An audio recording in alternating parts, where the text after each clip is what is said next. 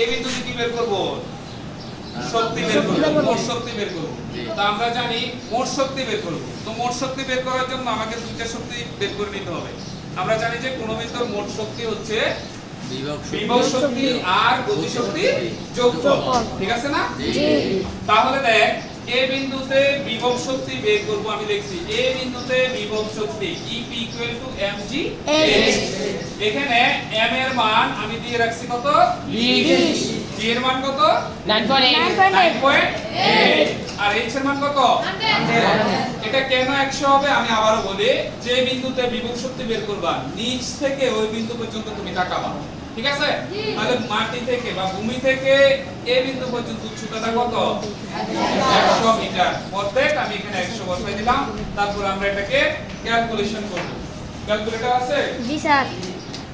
আমি এটাকে ক্যালকুলেশন করলে দেখো কি আসে। দেখো 20 * 9.8 20 * 9.8 * 100। তাহলে এখানে আসবে হচ্ছে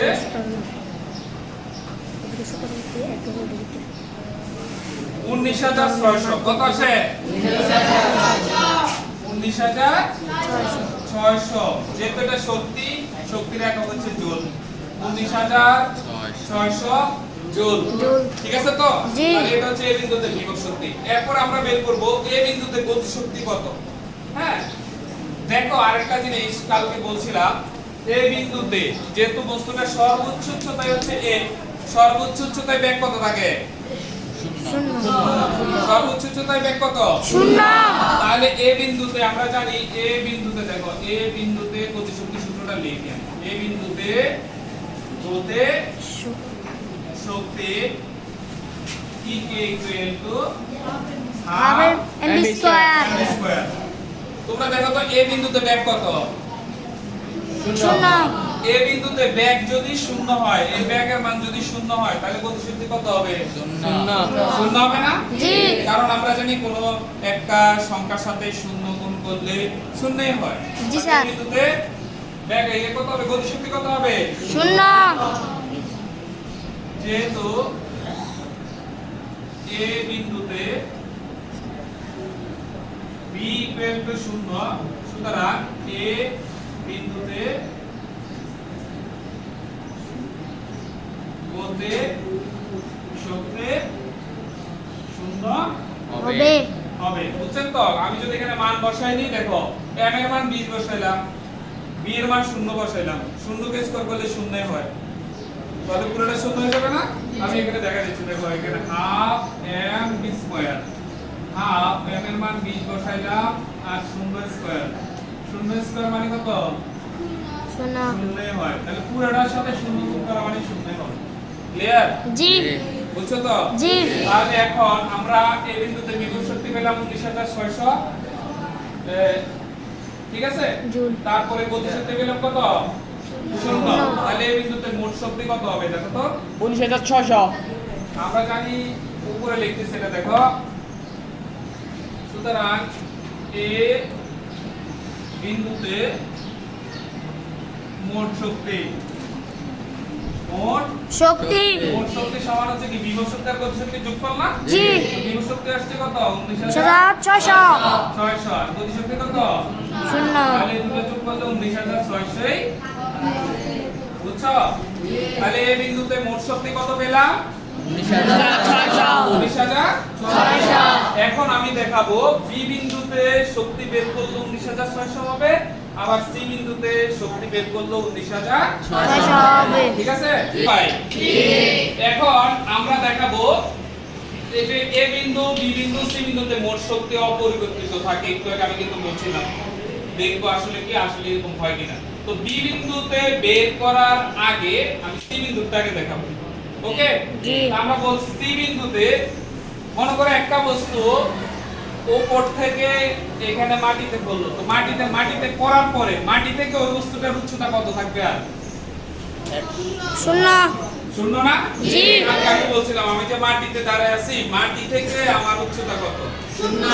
0 না? জি।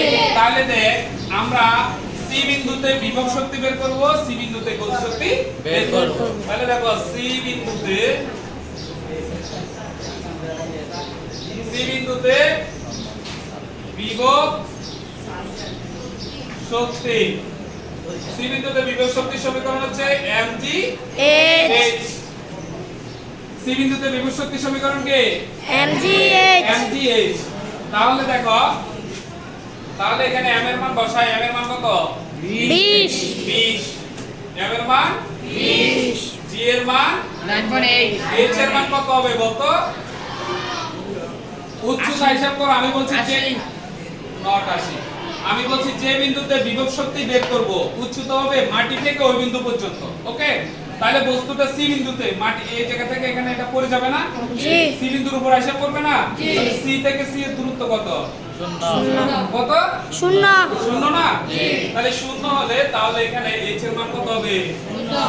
কারণ বিভব শক্তি হিসাব করার জন্য মাটি থেকে, ভূমি থেকে ওই বিন্দু পর্যন্ত উচ্চতা হিসাব করা হয়।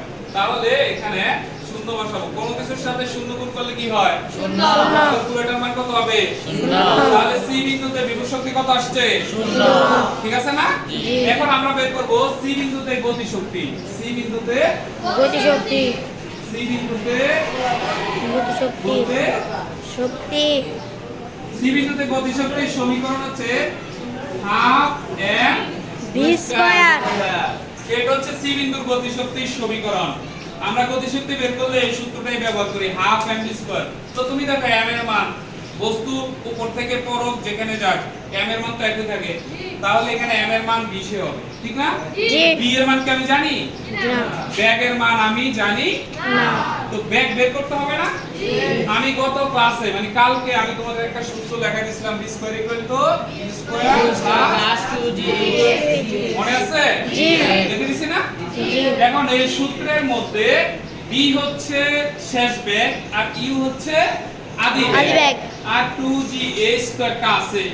এখন তোমরা দেখো একটু আগে আমি বিভব শক্তি বের করার সময় উচ্চতা কোন দিক থেকে হিসাব করতে হবে বলছিলাম, মনে আছে তো? কোন দিক থেকে? নিচ থেকে ওই বিন্দু, নিচ থেকে মানে মাটি থেকে যে বিন্দুতে বিভব শক্তি বের করব ওই বিন্দু পর্যন্ত উচ্চতা। এখন আমরা তাহলে ব্যাগ বের করার জন্য দেখো আমি এখানে সাইড রুট লিখতেছি। আমরা জানি b square equal two u square plus 2g h, b square equal two u square plus 2g h। তারপর এখানে দেখো এখানে b হচ্ছে শেষ ব্যাগ, বস্তুটা পড়তেছে কোথা থেকে? এখান থেকে না? জি দেখো এখন আমার হাতে এই যে এটা আছে, এটা কি স্থির না? এটা হচ্ছে একটা নির্দিষ্ট কাঠি কিন্তু, হ্যাঁ এটা ব্যাগ না। এই যে এটা স্থির আছে না? জি স্থির আছে, এখানে কোনো ব্যাগ আছে? জি না যখন করবে ব্যাগ বাড়বে না? জি একটা বস্তু যখন উপর থেকে ছেড়ে দিই স্থির অবস্থা থেকে, তাহলে এটা সময়ের সাথে সাথে ব্যাগ বাড়ে। তাহলে দেখো আমি যখন এই এম্বরের বস্তুটাকে এভাবে ছেড়ে দিব তাহলে এটার ব্যাগ বাড়বে না? জি তাহলে এখানে ব্যাগ কত? এটা হচ্ছে তার আদি, এখান থেকে এই জায়গায় পড়বে। এটা হচ্ছে তার আদি অবস্থান আর এটা হচ্ছে কি শেষ। তাহলে আদি অবস্থান, আদি বেগ কত? 0। তাহলে দেখো আদি বেগ ইউর মান হবে 0 আর 2gh 9.8 আর h কত হবে বলো তো? 100 h 100। দেখো এখন যদি তুমি গতিশক্তি বের করো, গতিশক্তি বের করার সময় h লাগবে তো, ওই h হবে উপর থেকে যে বিন্দুতে তুমি গতিশক্তি বের করতে চাচ্ছ ওই বিন্দু পর্যন্ত উচ্চতা। তাহলে আমি সি বিন্দুতে গতিশক্তি বের করতে চাচ্ছি না? জি উপর থেকে তাকাইবা, এ যেখানে ছিল ওই থেকে সি বিন্দু পর্যন্ত উচ্চতা কত? তাহলে এখানে 100 আছে। কত আছে? 100। তাহলে আমরা এখানে এই মানটা বসাই দিব। দেখো হাফ এম বি স্কয়ারের মান হচ্ছে 2 * 9.8 * 100, 2 * 9.8 * 100। এবার এখন দেখো m এর মানও তো আমরা জানি, m এর মান কত? 20 20 না? এখানে 2 আর 2 কাটা, তাহলে এদিকে আছে দেখো কি কি 20 গুণ 9.8 গুণ 100 আছে কিনা? জি এখন তুমি এই পুরোটারে গুণ করলে দেখবা 19,600 হবে।